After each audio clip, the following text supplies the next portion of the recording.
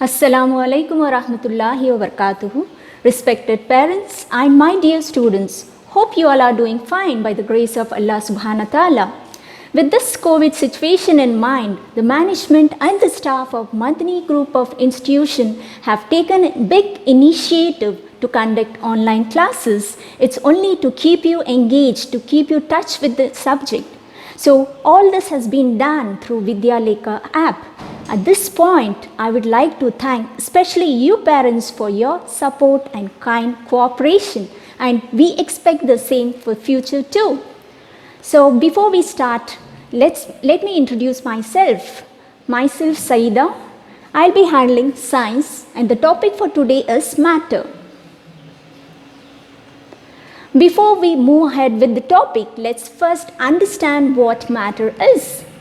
See, we can define matter as anything that has mass and occupies some space, or it can take some space. So when we look around, we find variety of things, and this includes even your everyday object like the food you eat, the clothes you wear, even the dress, and all sort of variety. It can be anything, you name it, the list goes on. So what we can say here is this entire world is made up of matter. Even the mobile that you're watching right now to watch this video is made up of matter. So we can conclude here that matter includes both living as well as non-living things. Now, having said that matter has mass, what is mass?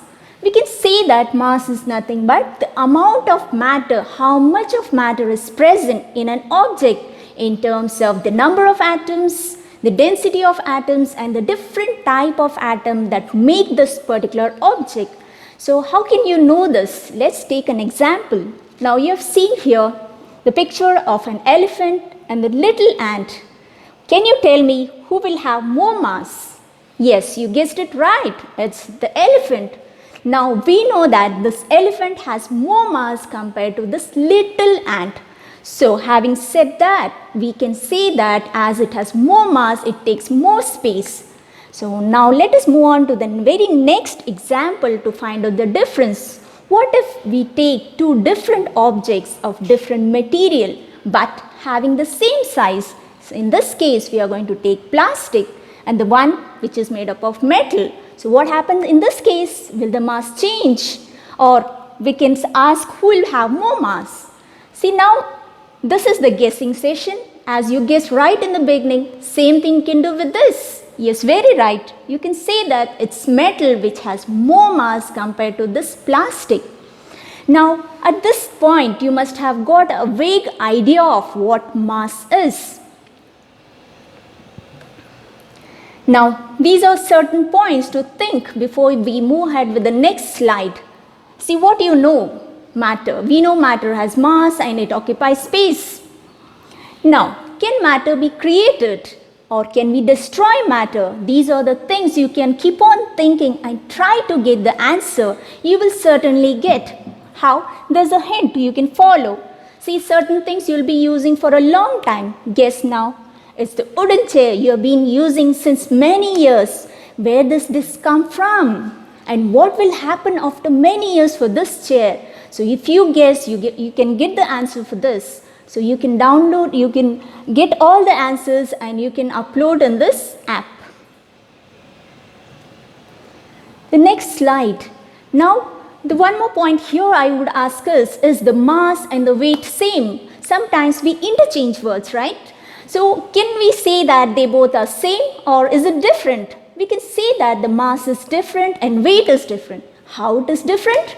Weight, we can say it is just the gravitational force of an object.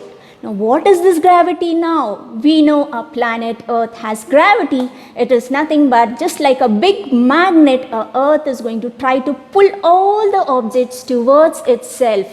So if different locations are there, they will be having different gravity. So now what happens if we take two different objects having same mass and try to place on different location? What will happen? So we will see that if you are going to place on the surface of the moon and on the surface of the earth. Now, can you guess what will happen in this case? Will the mass change? Will the weight change? What's going to happen to these both physical quantities here? See, when we see here the mass of person at two different locations, it's not going to change. Why do we say that? Because mass is the amount of matter. It is contained in an object that makes an object. If I place an elephant on the surface of the earth or on the surface of the moon, it's not going to change. The elephant will remain elephant only. It's not going to change to ant or some other object. Therefore, we say the mass is constant. How about weight? Will it change?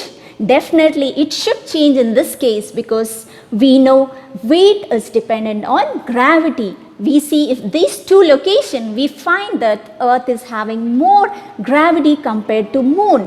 Therefore, the person may weigh less on the moon compared to earth. So we can conclude here that weight of a person does change with respect to the location, and it depends on the gravity, whereas the mass is constant. It's not going to change. It is different for two different objects. Now, certain points again you need to think and try to get the answer by your own. Now, as I had given the example in the previous slide stating that two different objects, one is made up of plastic and other made up of steel. What happens if I drop both together at the same time? Which is going to reach the ground first, and why? You need to answer that. The second is, if you're going to take same two objects and drop in the vacuum. Vacuum is the place where it is devoid of atmosphere or matter. So in that case, which is going to reach first?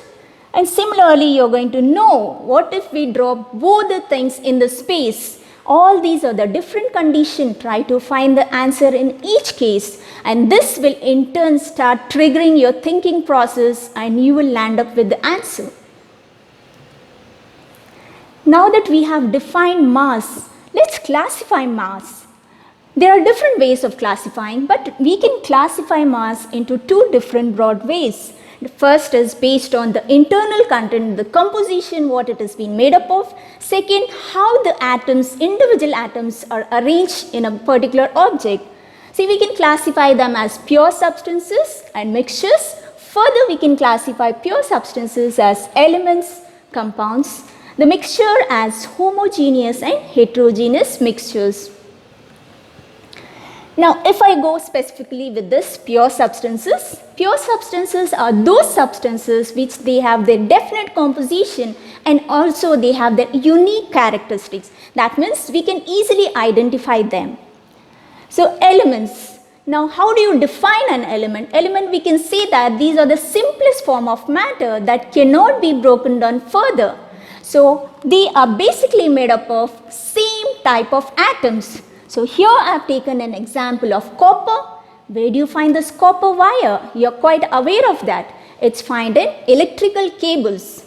Now this we call as an element because it is made up of only pure copper atoms. There is no mixture as gold, silver or aluminium. So purely copper atoms. Now next move on to compounds. How is a compound different from element? Is it the same? No, it can't be same. Here a compound is made up of more than two elements. We have taken a specific example. Here it is water molecule. We know water is made up of H2O. That means hydrogen is a gas, oxygen is a gas. They both chemically combine to give you an entirely new substance, that's liquid water molecule. This ratio of H2O is fixed by nature. In the sense, you take water from any source. You can take tap, river, ocean or sea, any source. It should have this H2O combination. For every two hydrogen, there should be one oxygen atom. So now we give a name as compounds because this ratio is fixed and it forms a new substance. Now let's move on to the next, what we call as mixtures. Mixtures can be classified based on the composition as homogeneous and heterogeneous mixtures. Now we can define mixture as nothing but they are just physical combination of different substances. There's nothing like fixed ratio. You can change in any way you want. The components you can vary, you can increase or decrease. Now homogeneous is the one example I've taken here, tea, And as we are aware that tea is made up of different components, but the final product what we get is a clear single phase solution. Therefore, we give a name as homogeneous. We cannot identify the particles that are present inside this. Now next move on to the next slide. Next one is heterogeneous solution. As the name suggests, we don't get a single phase. Then what do we see? Depending upon the number of components, we see different components. Here we have taken water and oil. When you try to mix it, it's not going to give you one single phase. There are different components. You see here the water droplets as well as the oil. It's not going to mix continuously. We see the scattered droplets of oil. Therefore, it is heterogeneous mixture. So, mixtures are those where you can vary the composition and we can physically separate them. Now, let's move on to the next way of classifying matter.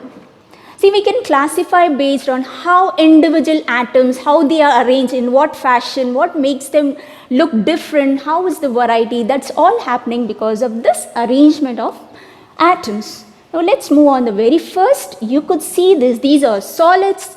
Here, the components which they make, the atoms, they are tightly packed, very close to each other. And this closeness gives them a rigid structure or a rigid volume. Can they move around? No, they just can vibrate, they can't freely move around. Now, this sort of attraction that keeps them together is the force. Because of that, they are acting as a single unit and they have a definite fashion of arrangement. Okay, now let's move on to the next, that is liquid. Now liquid, as we compare with the solid, you could see that they have a lot of space in between. And here the type of attraction is less compared to solids and they can freely move around. So when they freely move around, we can say that they can take any shape. It can be easily poured into any container. For example, you take a liquid, try to pour in a round bowl, it will take that shape. If you pour in a rectangle, it's going to take that shape. So we say here that liquids, they do not have the shape of own. They take the shape of container, but they do have their fixed volume. Next, let's move on to the gaseous state. So depending upon these three, when we compare, we know that gases, they have extremely lot of space compared to these three, and they are at a very faster rate. As they move, they don't move straight in a straight line, they just go in a random way. As they do, they collide with each other, and this collision leads to the colliding with the walls of container and all those things. So what I mean to say here is, there is no definite volume nor there is a definite shape. They take the shape of entire container. Now to sum up, we can say that a solid, you can consider an example of this burger, which is a solid. For liquids, it's a juice, and for gas, it is the smoke that is coming out of an volcano. So when you consider all this, very classic example for gas would be using the perfume or something interesting. If your mom is cooking, you get the smell even at the door. You don't have to enter into the kitchen. This shows that gas molecules spread at a faster rate. Now let's know if these changes, they are stable, they are going to stay as it is. No, they will change depending upon the conditions. Now these changes, when it is going to change from one state to another state, one phase to another phase, we give a name as phase change. So when we see here, a solid can be converted to a liquid. For example, you take ice, keep staring at it. Will it remain same? No, it's going to melt down. Now, so collect that liquid and pour it back into the freezer. You get back that ice cream. So this process where solid melts to liquid is melting, and this reverse process we call as freezing. Likewise, the solid under a right temperature condition, if it increases, it can escape to vapors or gaseous state. This is evaporation. The reverse process can happen. Because of that, we get most of the rains in India, right? So this process is condensation. Now, is there any way where they don't have to take this route, they can take a shortcut? Yes, there is. The solid, instead of going to a liquid state, they can just directly move to the gaseous state. And we term that state as sublimation. What will be the common example that I can give for this? So you have seen the room fresheners, and most of the solid room fresheners, they work on this principle that they can directly change from solid to a gaseous state. Now, at this end, I hope you have understood the topic, the basic clear concepts, and you must have started thinking of the questions that I have given. So, hope you enjoyed this. Take care, stay home, stay healthy, and thank you very much.